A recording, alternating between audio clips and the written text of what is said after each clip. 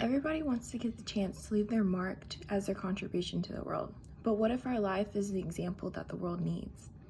This is the life of Shirley Chisholm, who worked her whole life to bring change to the world.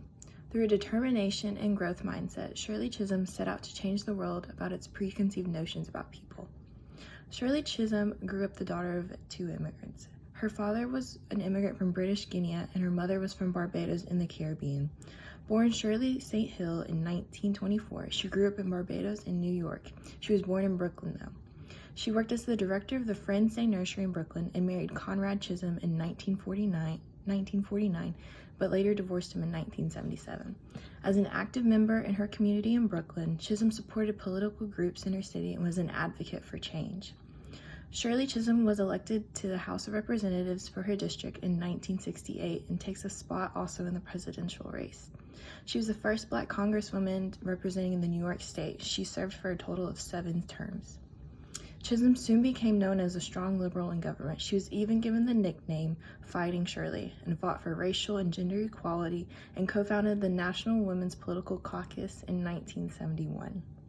Though making it to Congress was a big deal for her, Chisholm did not stop there. She wanted her next step to be the White House.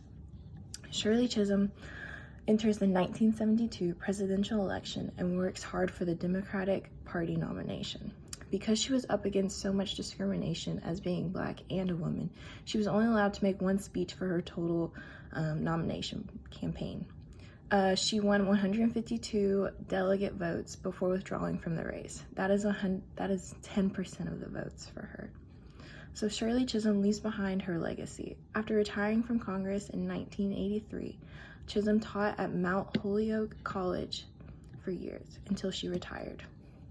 After that, she was inducted into the National Women's Hall of Fame in 1993.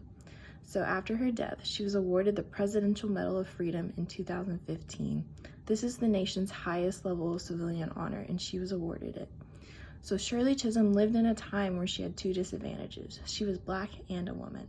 Through her life, she demonstrates what it means to fight for what you believe in and how to bring about change. Shirley Chisholm showed the world her determination and mindset by the life she lived in a world that needed changing. To close, I would like to share one of her quotes that she lives by.